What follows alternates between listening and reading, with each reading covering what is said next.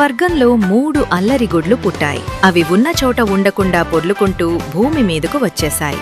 అందులో నీలంగుడ్డు సముద్రంలో పడింది, ఆకుపచ్చగుడ్డు అడవిలో పడింది, అల్లరి ఎరుపుగుడ్డు రెయిన్బో ఎడారిలో పడింది.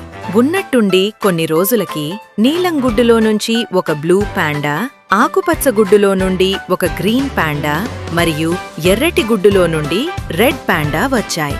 ఆ 3 పాండాలు అవి పుట్టిన ప్రదేశంలోని జంతువులతో కలిసిపోయి ఎప్పుడూ ఆనందంగా ఉండేవి. ఉన్నట్టుండి కొన్ని రోజులకి ఆ 3 పాండాలను ఎవరో పిలుస్తున్నట్లు వాటికి అనిపించి అవి ఉన్న ప్రదేశం నుంచి అకస్మాత్తుగా ఎదుర్కొంటూ చంద్రుని మీదకి వెళ్ళిపోయాయి. ఆ 3 పాండాలు చంద్రుడి మీద ఎగురుకుంటూ 3 ఒకే చోట కలుసుకున్నాయి. మొదటిసారి తన సోదరులు కలుసుకున్నందుకు ఎంతో ఆనందించాయి.